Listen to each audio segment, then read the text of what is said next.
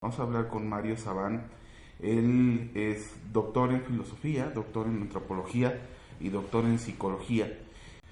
Buenos días. Buen día, buen día. Yo empezaría con una pregunta que, partiendo de la idea que mucha gente no conoce, dos cosas que creo que son claves para entender mucho su trabajo. Uno, usted es sefardí. Sí, así es. Yo soy descendiente de los judíos españoles que fueron invitados a partir por los Reyes Católicos en 1492. Bueno, es lo que se llama la expulsión de los judíos de España, ¿no? Sí. Así es. Y se va a Argentina. No. Las familias que en 1492 empiezan a deambular luego de la expulsión, muchas se van a Marruecos, otras a Portugal, otras al sur de Francia, Italia. Mi familia indudablemente se va a Turquía, no sé todas las ramas, claro, pero mi padre nació en Esmirna, en Turquía, y mi padre con mi abuelo y su familia luego en la década del 50 se van a Argentina, así que yo nazco en Argentina, pero podía tranquilamente haber nacido en Turquía. Y en Argentina integra tanto mi padre como mi abuelo la comunidad sefaradí, de la cual fui yo miembro, y en el 2002, para mi primer doctorado en filosofía, paso a Barcelona, y actualmente vivo en Barcelona. Hoy está presentando un libro que también me lleva a la segunda pregunta clave, que es sobre la cábala. ¿Qué es la cábala? Bueno, acá hay varias... el problema aquí que tenemos es que toda respuesta va a ser demasiado limitada. Yo podría hacer la mejor respuesta posible, que es una cosmovisión del conjunto de la realidad, de toda la realidad. Con lo cual tenemos un problema, porque no es una disciplina en particular, y justamente a mí el estudio de la cábala me permite ir pasando de disciplina a disciplina. Es una sabiduría antigua, por supuesto está enmarcada dentro de la identidad judía. Los cabalistas a lo largo de la historia lo que hicieron es tratar de comprender el universo y al sujeto, y por lo tanto ellos decían que los dos grandes misterios son el universo y el sujeto. Así que tenemos una vertiente, podríamos decir, psicológica de la cábala, que le inaugura realmente Abraham Abulafia en el siglo XIII, un cabalista fundamental, porque influencia en ese momento sobre Ramón Llull, que es un místico cristiano, y también influencia, yo diría, no sé si directamente, no sé si Derrida lo habrá leído a Abulafia, pero Jacques Derrida, el gran filósofo de la deconstrucción, es una persona que toma un método que 7 siglos antes los cabalistas habían puesto en funcionamiento, la desconstrucción del lenguaje.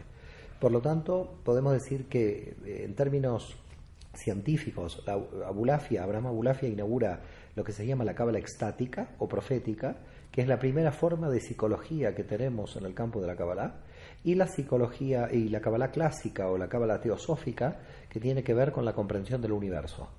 Por lo tanto, claro, el cabalista era al mismo tiempo profético, extático, es decir, en cierto modo un prepsicólogo, si se quiere llamarlo de alguna manera, y un cosmólogo, en el sentido de que necesitaba saber astrología, astronomía, física. Por lo tanto, ¿cómo podríamos, para dar una definición rápida, ¿no? Podríamos quedarnos hablando un tiempo? La cábala es el conjunto de todas las disciplinas que nosotros conocemos, una visión general de toda la realidad y una apertura a lo que decía el propio Abulafia, una apertura al infinito, a romper los límites de nuestra mente. Cuando usted presenta, leyendo sobre su formación, a mí me pareció una cuestión interesante que a lo mejor de primera instancia podría parecer contradictorio. Su tesis de filosofía fue sobre Maimónides. Así es. Pero Maimónides no le gustaba la cábala. Usted muy bien, está muy perspicaz ahí encontrando. A ver, cuando yo analizo mi biografía, sucede una cosa muy extraña. Mis investigaciones van en una disciplina que no se corresponde con la que yo estoy cursando.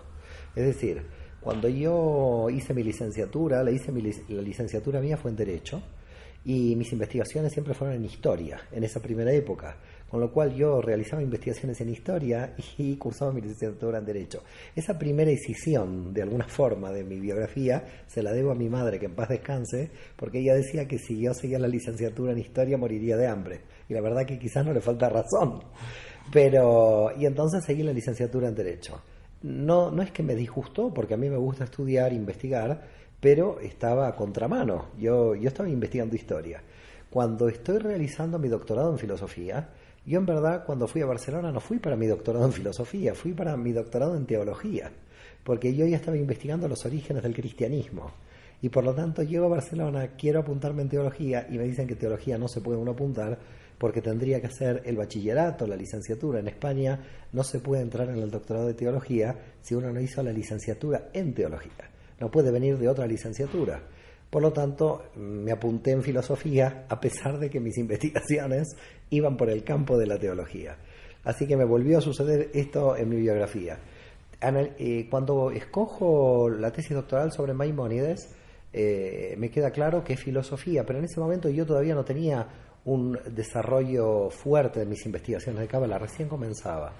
Con lo cual podíamos decir que no hubo contradicción, porque la investigación de la Cábala, en mi caso, era estaba en sus inicios, estamos hablando de hace 10, 15 años, y entonces no lo veía como incompatible, si se quiere, pero me llamó mucho la atención que Maimónides en el libro tercero, capítulos 1 a 7 de la Guía de los Perplejos, habla del Masé Merkabah, habla de un tema que es el carro de fuego, que tiene que ver con la Cábala.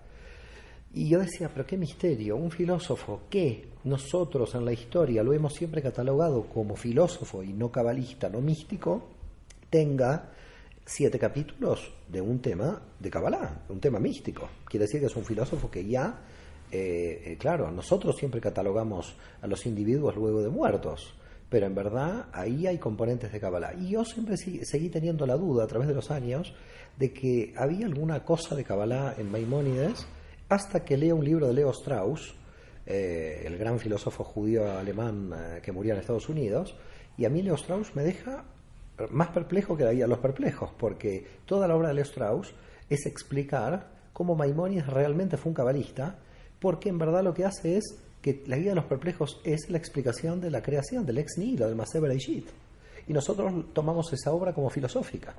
Por lo tanto, ahí se puede llegar a entender algo que también me llamaba poderosamente la atención cuando estudiaba la biografía de Abulafia, porque Abulafia dice que lo llevó a la Cábala fue el estudio de la Guía de los Perplejos de Maimónides. Con lo cual, cuando yo investigaba a Abulafia, decía, pero acá hay una contradicción. Si nosotros decimos que Maimónides es filósofo y Abraham Abulafia se vuelve cabalista, ¿cómo Abraham Abulafia se volvió cabalista con la Guía de los Perplejos?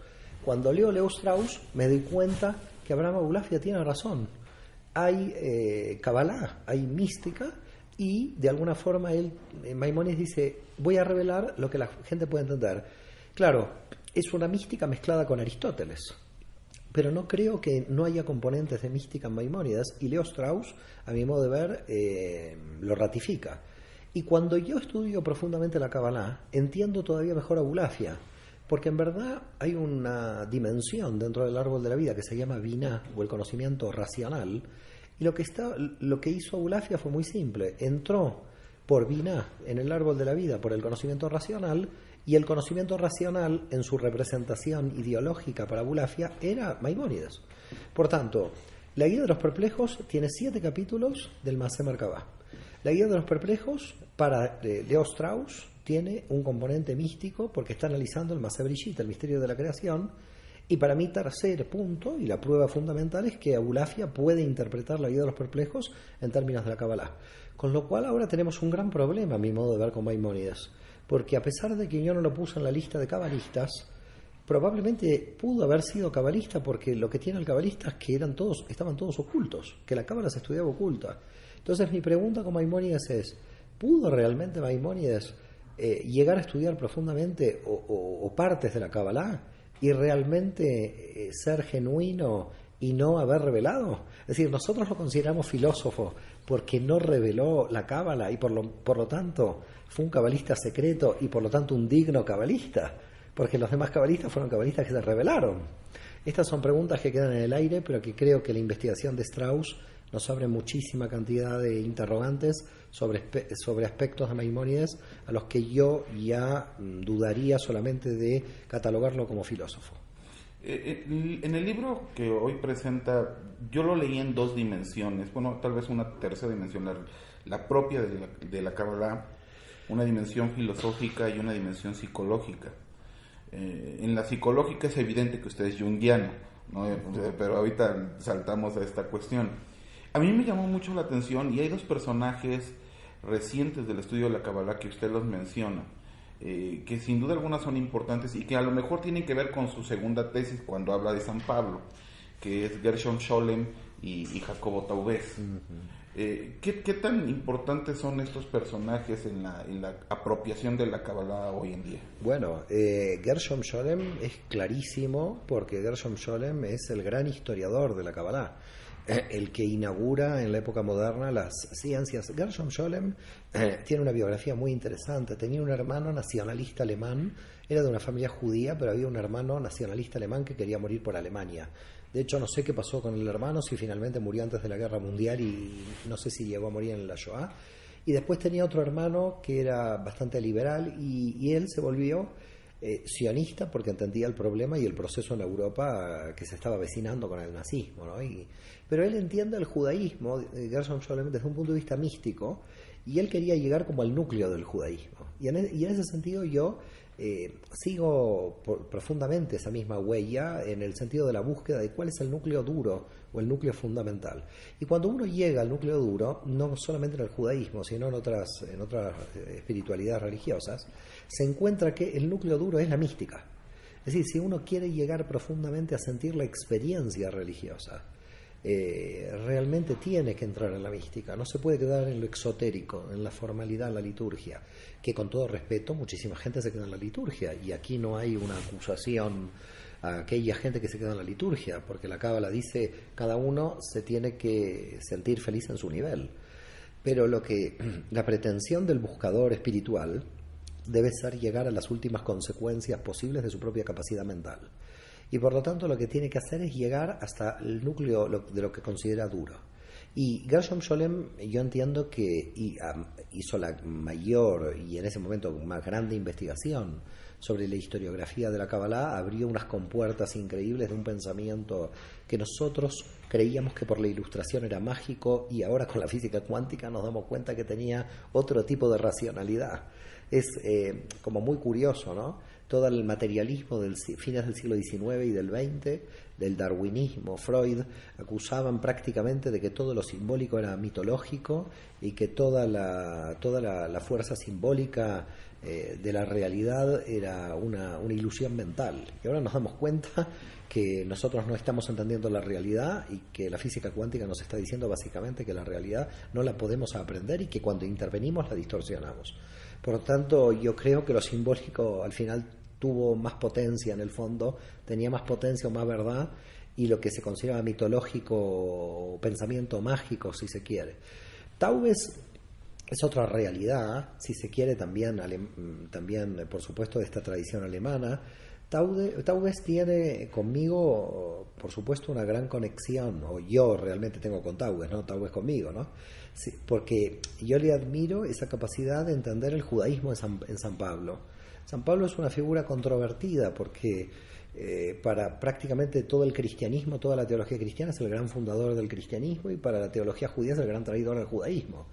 Y cuando yo hago las investigaciones sobre el judaísmo de San Pablo, claro, la demostración era que era un judío universal, lo reapropio por el judaísmo, me enfrento a sectores judíos ortodoxos que lo tratan como traidor a lo largo de la historia, sigo la línea de Taubes pero la profundizo, yo creo que Taubes murió joven, quizás podía haber profundizado más sobre la figura de San Pablo y a partir de aquí también quedo en medio de la polémica porque al sacarle el carácter cristiano de alguna forma también a Pablo, porque ya habíamos llegado a una conclusión en las investigaciones y ya el cristianismo ya había aceptado que Jesús era judío, cosa que ya había sido un gran avance en la aceptación de alguna forma religiosa, ¿no? Decir que Jesús era judío hasta la década del 50-60 todavía no era fácil y el Concilio Vaticano II creo que hizo un buen trabajo de diálogo interreligioso. Pero básicamente San Pablo siempre quedaba fuera de la discusión. San Pablo es el creador del cristianismo, se decía. Es el que lleva a África todo esto. Por eso, entonces, pero cuando uno ve que lo que quería hacer San Pablo era ampliar el judaísmo a los gentiles sin las restricciones nacionales de la identidad judía, uno lo que está pensando es que amplía el judaísmo, lo quiere reformar, pero en ningún momento aparece el cristianismo. De hecho, no hay iglesias cuando existe San Pablo. San Pablo va a las sinagogas y estos están hechos de los apóstoles. Por lo tanto, la investigación de Taues y que yo he seguido en parte y en cierta forma interpretado en algunos puntos de modo diferente, pero básicamente es la misma línea, es que ahora se pone en jaque toda la historia del cristianismo a partir del siglo I, porque en el siglo I lo que se puede ver son judíos mesiánicos, no hay cristianos todavía. Por lo tanto, la definición de cristiano se lleva al siglo II. Pero claro, se pone también en juego qué es la ortodoxia cristiana, porque la ortodoxia cristiana, si quiere ser profundamente ortodoxa, en el fondo es judía. Ahora, como había comentado usted, tiene una parte muy fuerte de psicología en este trabajo. ¿Hasta dónde, cuando uno se mete a estudiar desde la psicología esta cuestión, nos damos cuenta, por ejemplo, que Freud desdeñaba la cuestión de la religión, pero Jung no? Y Jung decía que, bueno, este proceso de la religión derivaba de un inconsciente colectivo. ¿Hasta dónde Mario Saban está de acuerdo con Jung y en dónde se separa con Jung? No es que Mario Saban se separe de Jung, es que lo que hace Mario Saban es investigar la Cábala y ver qué diferencias tiene la Cábala de Jung. Es decir, no hay una posición de interpretación mía, sino hay una posición de entendimiento de la Cábala en donde la Cábala podría estar trascendiendo la cuestión junguiana. Y para mí el punto clave entre lo que podríamos llamar lo junguiano y la Cábala es que lo junguiano es metafísica, mientras que la Cábala es física. Aquí hay un elemento clave que se tiene que entender. Es decir, hay universos de la Cábala más allá de la mente. Por lo tanto, la Cábala trabaja en el universo físico. Es decir, la Cábala lo que haría es decir, en cierto modo, que Einstein tiene, digamos, todo lo físico, si la física moderna tendría que decirnos algo sobre nuestra neurología y por lo tanto hay una superación de la metafísica. Si se quiere, es una metafísica, porque para nosotros Jung todavía era muy freudiano, en el sentido de que él seguía siendo una persona reduccionista de la mente, con el inconsciente colectivo cómo opera en la mente. A nosotros en Cábala no es que no nos interesa cómo el inconsciente colectivo opera en la mente, nos interesa cómo la mente está diseñada para tomar esa energía cosmológica del inconsciente colectivo en términos físicos, fuera de la mente. Por lo tanto, yo te diría, soy junguiano en metafísica, pero soy cabalista en física, y por lo tanto queda claro que Jung ya en este punto no puede avanzar. La Cábala no es que no avanza, la Cábala ve como una sabiduría integral la realidad del universo y por lo tanto ya va a elementos de física real, de la ciencia física. Por lo tanto, yo diría que una cosa es el carácter cosmogónico de lo que el inconsciente colectivo pone en la mente, y por lo tanto esto es lo junguiano, mientras que la Cábala sale de la mente hacia el universo y entra en física, y no se le puede pedir que haga física a Jung. Por lo tanto, hay una superación de la metafísica a la física. Y en ese sentido, la Cábala entra en neurología, en sinestesia, en comprensión de la mente en relación con el universo, y estos temas ya no los tocó indudablemente Jung. Pero en el fondo, haciendo un análisis de la Cábala, yo creo que cuando realmente entendamos la unión de física y neurología, que todavía aún los neurólogos se resisten a entender cómo nuestra mente está relacionada con el exterior, porque los neurólogos siguen teniendo cierto materialismo experimental en entender la neurona con la neurona en sí misma, cuando la Cábala lo que está diciendo es que tiene que haber neuronas que se contacten con la realidad exterior y que nosotros, la telepatía, la telequinesis, las neuronas están trabajando en situación de onda, en situación cuántica. Debería existir algún tipo de neurología cuántica que nos permita entender la neurología desde el punto de vista físico, y entonces ya no estaríamos hablando de metafísica, estaríamos hablando de una energía psíquica real que está relacionada con una energía cósmica real en el campo de la física. En el trabajo que presenta hay dos aspectos que a mí me parecieron sumamente interesantes. El primero está asociado sobre el yo, ¿no? Usted menciona la existencia de un yo real. ¿Qué es este yo real? ¿Es el yo que existe independientemente de otras condiciones o tiene ciertas pretensiones de ello y super yo? Sí, el tema es el siguiente. Cuando nosotros hablamos del yo, básicamente estamos hablando de toda la estructura del árbol de la vida. No podríamos definir al yo sobre ninguna, exactamente sobre ninguna sefirá, sobre ninguna dimensión, solamente que definimos el yo en una dimensión para ver qué parte del yo está operativa en esa dimensión. Cuando Freud está analizando el ello en la pulsión animal, las pulsiones animales, para nosotros sería como el yo corporal en el nivel de Malhut, en el nivel más bajo de la realidad de percepción en el universo de Yetzirah. Pero, por ejemplo, cuando Freud está hablando del yo en Tiferet, está hablando de la administración del que tiene que mediar en la tensión entre cuántas energías tiene que darle placer a lo pulsional y cuánta energía tiene que ser reprimida para la cultura, para ofrecérsela a la cultura.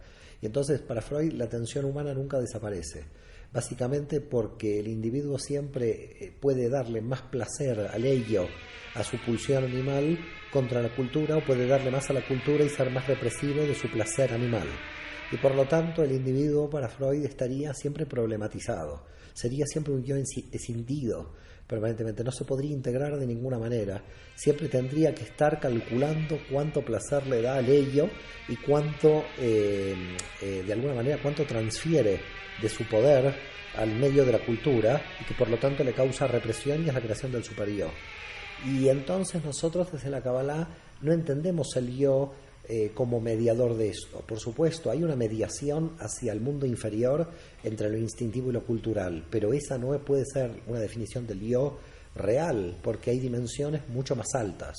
Por ese motivo, cuando viene el cognitivismo, ¿no? y va hacia la biná, va hacia la mente, el cognitivismo de alguna manera, que Freud podríamos también llamarlo cognitivo moderado, en el momento en que la conciencia y el inconsciente están operativos y el preconsciente hace de mediador entre ellos, pero siempre en función de la administración de la pulsión sexual y de la represión de la cultura. No podemos hacer que la mente solamente esté estrictamente, exclusivamente esté condicionada cognitivamente por esta situación. Y creo que cuando viene Jung y dice, señor, ahora explíqueme qué tiene que ver la administración de la represión de la cultura frente a la represión sexual cuando uno hace las catedrales o cuando uno tiene la simbología religiosa, ahí Freud no puede responder. No tiene forma, lo freudiano no tiene forma de respuesta para lo que podríamos llamar la cuestión trascendente. Entonces es ahí donde tiene que venir Freud con la teoría de Thanatos y Eros, tiene que venir con el análisis de la muerte, porque de alguna manera dice, bueno, la religión es el antídoto contra la angustia del fin de la existencia física, porque la teoría sexual no le puede dar respuesta a lo junguiano. Entonces, de alguna manera Freud ve lo junguiano como mitológico y no lo ve como respuesta a la angustia. Pero Jung básicamente dice, no necesariamente el ser humano que yo estoy estudiando está angustiado por la cuestión de la muerte y sigue teniendo simbología. Por lo tanto, sigue operativo el inconsciente colectivo más allá de la angustia de la muerte. Y claro, ahí quedaron totalmente trabados ambos, ¿no? Freud insistiendo que la religión es una estructura contra la angustia de la muerte, Jung diciendo una persona sin angustia de la muerte sigue teniendo elementos trascendentes e inexplicables, por lo tanto, en la teoría freudiana. Vaya. Usted, otro de los conceptos que utiliza es el yo finito, pero no un finito en términos de espacio y tiempo, sino también finito en las cosas que puede asimilar, en las cosas que puede externar. ¿Hasta dónde es importante en la Cábala el entendimiento o la aceptación de un yo finito? Este tema lo trata muy bien un místico cristiano muy reconocido en Francia en el siglo XX, y que yo he leído y que me abrió los ojos sobre la problemática de San Pablo. Y fíjate que estaba estudiando Cábala. Sí, estaba estudiando Cábala y quería tratar de entender la finitud del sujeto y me lleva a un tema que yo había estudiado hace 10 años. Pero bueno, al final todos los temas se van entrelazando en conjunto, ¿no? Y esto es Paul Ricoeur. Paul Ricoeur tiene un libro que se llama, está editado por Editorial Trota, Culpabilidad y Finitud. Y a mí me queda clarísimo, el ser humano se siente culpable no por una culpa moral, puede sentir culpa moral de acuerdo al contexto social en que se desarrolle, pero básicamente se siente culpable de todo lo que querría hacer y no puede hacer. Es decir, el ser humano, diríamos, es un ente finito, pero que no quiere reconocer sus límites, que se pelea con sus límites permanentemente. Y en consecuencia, la falta o la percepción distorsionada de estos límites hacen que el ser finito no pueda aceptar de alguna forma su situación de finitud. Entonces habría una tensión, y me parece que esta tensión es una tensión realmente fuerte, que podría explicar gran parte de la cábala aplicada a la psicología. ¿En qué sentido? Lo finito tiende a expandirse, por definición, pero sabe que no se puede expandir eternamente, sabe que siempre tiene un límite. Tiene que reconocer límites transitorios de expansión, pero al mismo tiempo que reconoce los límites transitorios de expansión, ya está creando estrategias de superación de sus propios límites. Por lo tanto, para mí esta es la tensión básica de la finitud que explicaría el concepto de vasija de recepción, el concepto de cli dentro de la cábala. Nosotros somos una estructura que necesitamos los límites porque necesitamos descansar en los límites, pero que no nos gustan los límites porque necesitamos superarlos, los límites. Cuando nosotros tenemos un proceso de superación de los límites más rápido que nuestras energías psíquicas, entonces entramos en desequilibrio, porque nos estamos expandiendo psíquicamente más que nuestros límites y el cuerpo puede enfermar. Por lo tanto, el ser humano tiene que reconocer los límites en ese momento, se angustia por no poder seguir, tiene que aceptar la situación en que se encuentra el ente finito, retrotraer sus energías a la estructura en que se encuentra, para luego en pocos meses o en pocos años volver a tener un sentido de expansión. En definitiva, podríamos decir, así como el bebé sale del útero por un sistema de contracción, nuestra vida finita es un sistema de contracción permanente. Estamos insatisfechos con lo que somos porque queremos ser algo más de lo que somos, pero nos puede desequilibrar esa expansión al yo potencial. Y por lo tanto, porque tenemos que redefinir los límites de la nueva estructura de identidad. Quiere decir que tendríamos una doble problemática en la expansión de la identidad. Expandimos nuestra identidad con esfuerzo, pero al mismo tiempo no sabemos dónde poner los límites para redefinir la identidad donde la hemos expandido. Usted toca un tema que a mí me gustó mucho y que creo que es un tema problemático en términos de cualquier religión. Habla primero del vacío lo divide en dos, el exterior y el existencial, pero también habla de un concepto que, si bien se hablaba de las religiones hindúes, las religiones modernas como que no les gusta mucho hablar de esto, que es la nada. ¿Cómo lidia la cábala con la nada? La cábala tiene un concepto para mí perfecto de la nada, porque la nada es el todo. Vamos a tratar de explicar, porque decirlo así es fácil, pero luego hay que explicar. Antes de la creación del espacio-tiempo existía el infinito. En el infinito, que nosotros en hebreo llamamos Ein Sof, tenemos la luz del Ein Sof, Ora Ein Sof, que sería energía infinita dentro del infinito. La energía infinita dentro del infinito es una luz que no puede nunca verse, dada su infinitud. Una luz de energía infinita es imposible de captar por nadie. No hay nada que la pueda captar, dado que cualquier cosa que la pueda captar queda destruida automáticamente dentro de la infinitud de la luz. Una luz infinita no se puede ver y por lo tanto es pura oscuridad. Este es el concepto de nada. La nada es la totalidad de la energía infinita, a tal grado de potencia que no hay nadie que la pueda percibir, por el nivel de potencia, porque es una potencia infinita. Se nos va un poco nuestra mente en este punto. Pero cuando se crea el espacio vacío, cuando se crea el universo, la teoría del Big Bang, pero nosotros tenemos en la cábala la teoría del Tzimtzum, nosotros tenemos dos situaciones. Entramos en el mundo de la dualidad. Tenemos una situación que existe el universo, existe el vacío, las energías se vuelven finitas, alguien las puede captar, puede haber receptor y puede haber emisor, pero al mismo tiempo sigue existiendo el universo finito fuera de los límites del universo de la nada. Por lo tanto, en el infinito tenemos un total nivel de energía infinita que produce la no captación de esa energía y energías finitas dentro del universo. Todo lo que podemos hacer nosotros es tratar de entender qué pasa dentro del universo.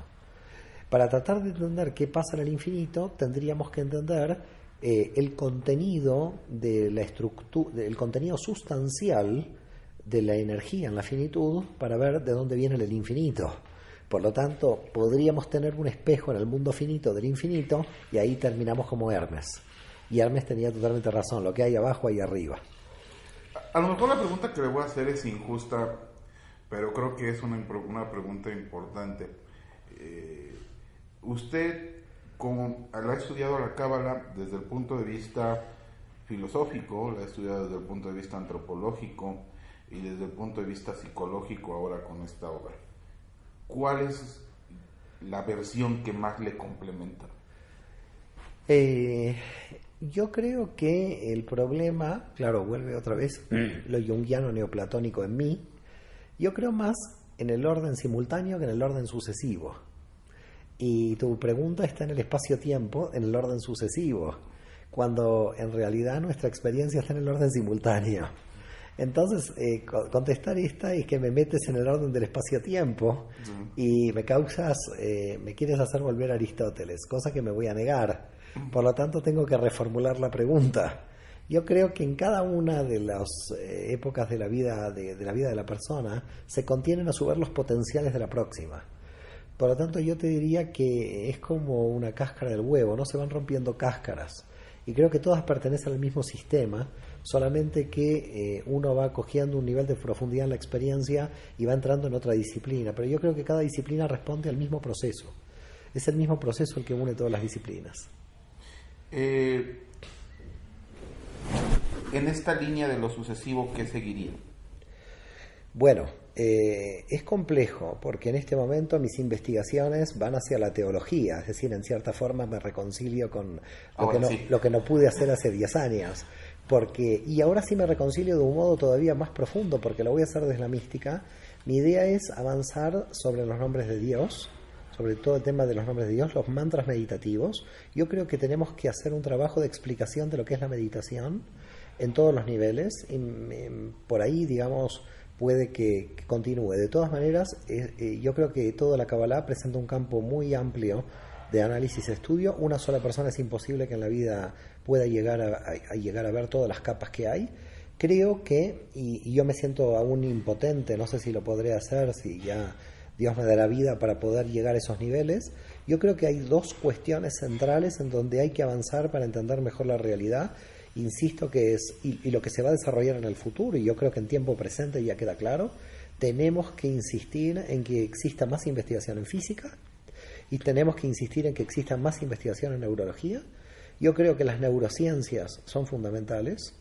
Las neurociencias se están acercando a la comprensión de lo que son los estados meditativos o los estados alterados de conciencia, y creo que en el fondo, si se profundizaría en el futuro, tanto la neurología como la física podrían llegar a comprenderse mejor las cuestiones místicas. Independientemente de esto, también creo que aún nosotros tenemos muchísima cantidad de información mística no estudiada. El campo de la Kabbalah, los cabalistas han escrito muchísimo material secreto de fondo que nosotros todavía no tenemos la capacidad de interpretación. En definitiva, te podría decir que el conocimiento intuitivo de los cabalistas a lo largo de la historia supera al actual conocimiento científico, y creo que si los científicos pudieran traducir el lenguaje místico medieval, se podrían encontrar con cuestiones que no pueden resolver en el campo de la ciencia actual. Es un tema muy curioso. ¿Qué seguiría en su trabajo? Entiendo que ahorita viene a presentar algunos cursos o va a dar algunas pláticas. ¿Cuándo van y dónde van a hacer estas pláticas? Bueno, en estos días yo me encuentro en un seminario intensivo de Cábala y Psicología en la Universidad Hebraica. Luego ya me voy para Cancún a un seminario el domingo 4 de septiembre sobre la división en el siglo II entre el cristianismo y el judaísmo. Justamente un tema que fue tema de muchos años de investigación y que he trabajado, que es el siglo II. Realmente cómo se formó la identidad cristiana en el siglo II y cuánto podemos decir que existe un cristianismo separado de su matriz judía. Pues ha sido un placer platicar con usted. Igualmente, un libro sumamente interesante, provocador. Hay muchas partes que se agradece que lo explicara para los neófitos, porque hay algunas cosas que no se conocen. Sin duda muy interesante. Gracias a vosotros. Gracias.